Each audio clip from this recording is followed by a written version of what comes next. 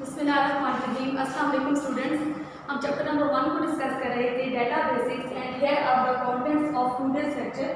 आज मैं बात करूंगी डाटाबेस सिस्टम की और डाटाबेस सिस्टम के कौन से मेजर ऑब्जेक्टिव हैं उसको भी डिस्कस करेंगे। A database system is a computerized record keeping system। database system जो है वो computerized record सिस्टम को रेफर करता है जहाँ में अपना डाटा जो है वो कंप्यूटराइज्ड फाइल्स या टेबल की फॉर्म में स्टोर करते हैं।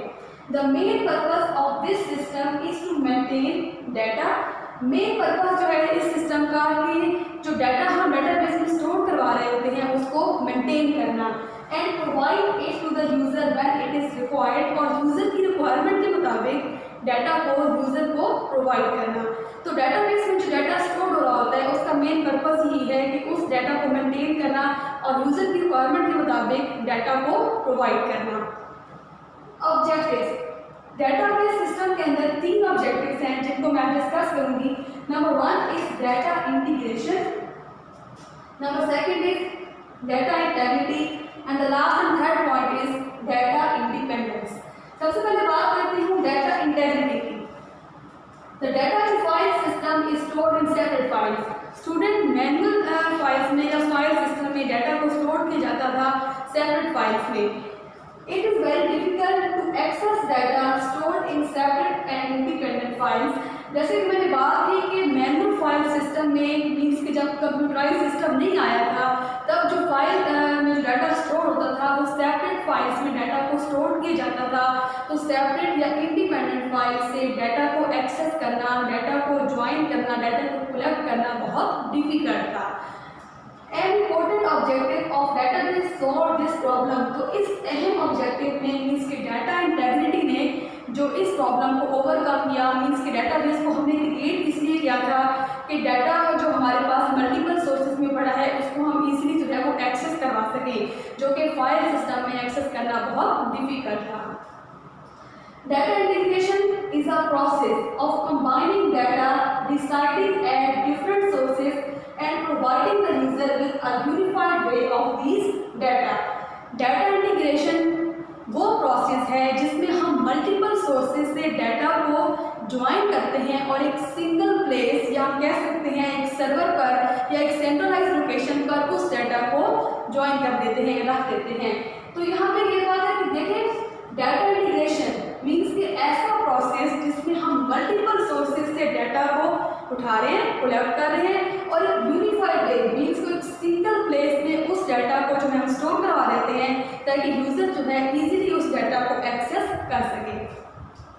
यहाँ पे आपको डायग्राम नजर आ रही होगी। डिफरेंट सोर्सेज हैं हमारे पास A, B, C, D, E, F, तो ये मल्टीपल सोर्सेज हैं।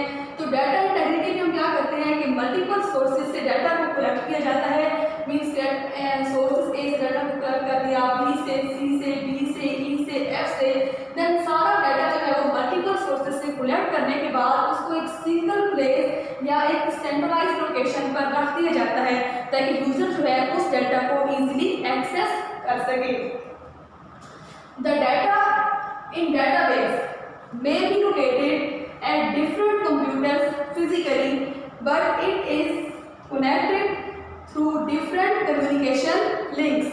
डाटा जो है डेटाबेस में उसको देखिए स्टूडेंट्स, डाटा जो है डेटाबेस में उसको डिफरेंट कंप्यूटर्स पर फिजिकली स्टोर करवाया जाता था और उन कंप्यूटर्स को जो है कि डिफरेंट कम्युनिकेशन लिंक्स के साथ कनेक्ट कर दिया जाता था, मीन्स कि ट्विस्टेड पेयर केबल या फाइबर ऑप्टिक केबल, तो डिफरेंट केबल्स के साथ उन कंप्यूटर्स को कनेक्ट किया जाता था ताकि उन कंप्यूटर से जो है वो डाटा इजीली जो है वो कलेक्ट किया जा सके और उसको एक सिंगल लोकेशन या एक सर्वर पर या एक सेंट्रल लोकेशन पर ज्वाइन किया जा सके या उसको स्टोर करवाया जा सके।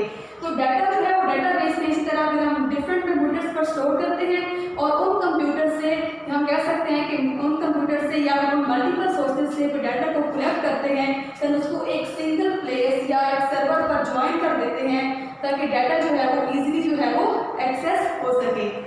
In this way data appears centralised logically. इस मेथड से जो है वो डाटा को हम एक सेंट्रल लोकेशन से या एक सर्वर से इजीली एक्सेस कर सकते हैं, जो कि फाइल सिस्टम में ये पॉसिबल नहीं था। And the second point is data integrity. Data integrity refers to the correctness and completeness of data in database. Data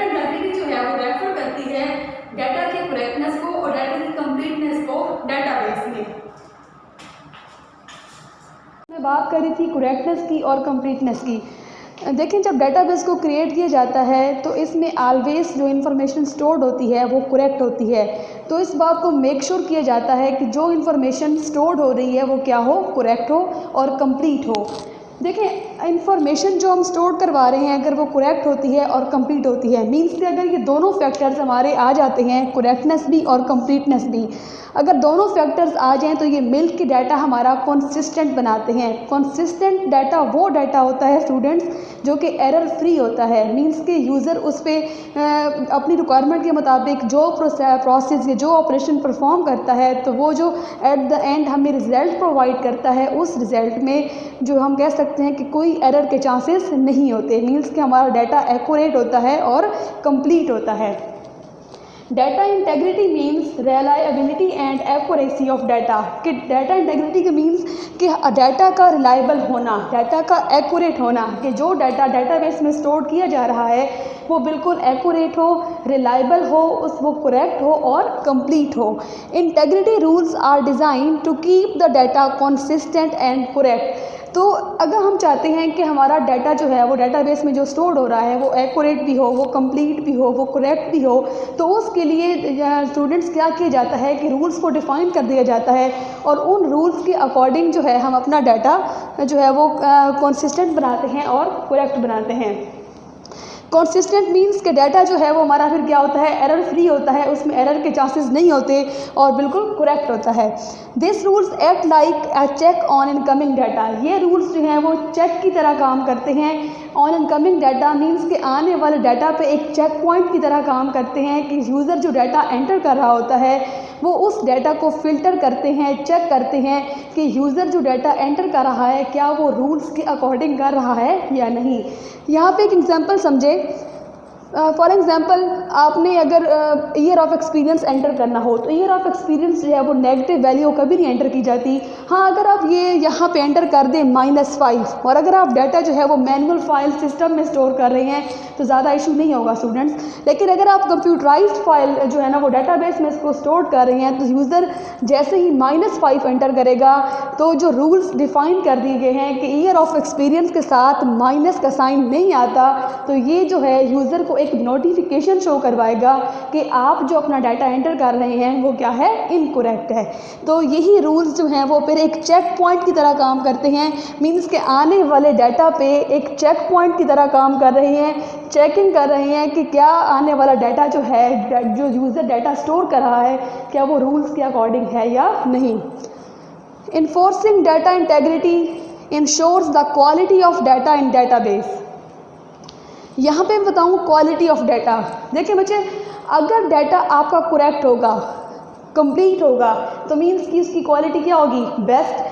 तो यहाँ पे डाटा इंटेग्रिटी पे हमारे पास डाटाबेस सिस्टम में क्या प्रोसेस होता है कि डाटा इंटेग्रिटी पे मल्टीपल रूल्स जो हैं वो जो है ना डिफ़ाइन कर दिए जाते हैं कि डाटा जो हो डाटाबेस में स्टोर किया जा रहा है वो क्वालिटी हो, कि उसकी डाटा की क्वालिटी हो, मीन्स कि क्वालिटी बेस्ड डाटा हो। क्वालिटी बेस्ड डाटा मीन्स कि डाटा जो है वो करेक्ट हो और सेकंड हमारे पास क्या होनी चाहिए, डाटा हमारा कंप्लीट हो। Then DBMS provides several methods to enforce integrity of the data in database। तो database management system जो है वो बहुत सारे ऐसे मेथड अप्लाई करता है डाटा पे ताकि डाटा जो है वो रूल्स के अकॉर्डिंग हो, एक्यूरेट हो और कंप्लीट हो और क्वालिटी ऑफ डाटा स्टोर्ड हो। And integrity rules can make sure that the same employee ID is not assigned to multiple employees। देखिए, हमने यहाँ पे एक रूल डिफ़ाइन कर दिया कि एक एम्प्लॉय को जो आईडी असाइन की जाती है या रोल नंबर जो स्टूडेंट को असाइन किया जाता है वो सेम आईडी या वो रोल नंबर मल्टीपल एम्प्लॉयज़ को असाइन नहीं किया जा सकता। और अगर स्टूडेंट फॉर एग्जांपल देखिए, अगर स्टूडेंट जो है वो एक स्टूडेंट जो है रोल नंबर एंटर करता है 1 और सेकंड स्टूडेंट भी अपना रोल नंबर 1 एंटर कर देगा, तो वो जो है ये रूल्स क्या था कि सेम रोल नंबर या सेम एम्प्लॉय आईडी एंटर नहीं हो सकती तो एक नोटिफिकेशन यूज़र को है जो है वो शो करवा दिया जाएगा कि ये जो डाटा है वो इनकॉन्सिस्टेंट है, मीन्स के एरर के चांसेस हैं, एरर है इस डाटा में, क्योंकि सेम एम्प्लॉय आईडी या सेम यूज़र आईडी जो है वो मल्टीपल या सेवरल एम्प्लॉयज़ को असाइन नहीं की जा सकती। तो रूल्स के अकॉर्डिंग अगर आप डाटा एंटर कर रहे हैं तो सबसे पहले वो क्या काम करेगा, एक चेक पॉइंट लगाता है, एक चेकिंग करता है। तो डाटा इंटेग्रिटी में मेन चीज़ जो बचे है वो यही है कि डाटा का करेक्ट होना और कंप्लीट होना। अगर ये दोनों फैक्टर्स मिल जाते हैं तो हमारा डाटा कंसिस्टेंट होता है, मीन्स के एरर फ्री होता है और डाटा रूल्स के अकॉर्डिंग जो है वो एंटर होता है। And the third point is data independence. आपको नाम से जाहिर हो रहा होगा इंडिपेंडेंस, मीन्स के डाटा का किसी दूसरी चीज़ पे या किसी एप्लीकेशन प्रोग्राम पे डिपेंड ना होना। तो डाटाबेस का ये बहुत इंपॉर्टेंट ऑब्जेक्टिव था, जो कि फ़ाइल सिस्टम में काफ़ी ऐसा इशू आ रहा था कि अगर हम फाइल सिस्टम में कोई एप्लीकेशन प्रोग्राम को चेंज करते थे तो हमें उसका पूरा स्ट्रक्चर चेंज करना पड़ता था, लेकिन डाटाबेस ने इस प्रॉब्लम को ओवरकम कर दिया है। स्टूडेंट यहाँ पर देखें, database approach provides the facility of data independence.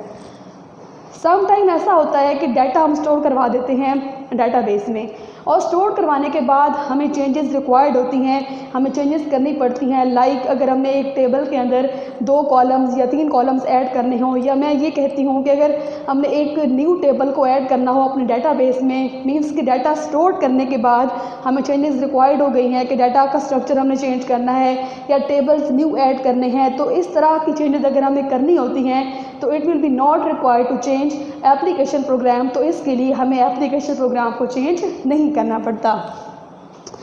It means that data and application programs are separate from each other. मैंने अभी बात की स्टूडेंट कि अगर मैंने चेंजेस करनी है अपने डाटा के अंदर उसको स्टोर करने के बाद, तो डाटा इंडिपेंडेंस के इस ऑब्जेक्टिव के थ्रू मैं उस डाटा को चेंज अगर करूँगी तो उसके लिए मुझे एप्लीकेशन प्रोग्राम को चेंज नहीं करना पड़ता। जबकि फ़ाइल सिस्टम में ये दोनों एक दूसरे पे डिपेंड करते हैं। अगर एक चीज़ को चेंज कर रहे होते हैं फाइल सिस्टम में तो दूसरी चीज़ को भी उसके अकॉर्डिंग चेंज करना पड़ता है।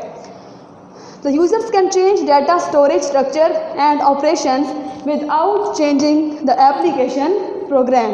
तो यूज़र्स को जो है वो चेंज अगर करना चाहता है डाटा का स्ट्रक्चर या डाटा के ऑपरेशंस को, तो वो बग़ैर एप्लीकेशन प्रोग्राम को चेंज कर सकता है। The user can also modify programs without reorganizing, और या हम कह सकते हैं reorganization of data, कि यूज़र अगर इसी तरह अगर कोई प्रोग्राम को चेंज करना चाहता है कि एप्लीकेशन प्रोग्राम को चेंज करना चाहता है तो उसके लिए उसको डाटा को दोबारा रीऑर्गेनाइज नहीं करना पड़ता। तो स्टूडेंट मैं ये दोबारा एक बार रिपीट कर देती हूँ कि यूज़र को अगर डाटा के स्ट्रक्चर को चेंज करना हो तो डाटा के स्ट्रक्चर को चेंज करने के लिए उसको एप्लीकेशन प्रोग्राम को चेंज नहीं करना पड़ता। इसी तरह अगर स्टूडेंट अगर आपने एप्लीकेशन प्रोग्राम चेंज करना है तो उसके लिए डाटा का स्ट्रक्चर आपको चेंज नहीं करना पड़ता, क्योंकि ये क्या है, data independent. Thank you so much student, अल्लाह हाफिज़।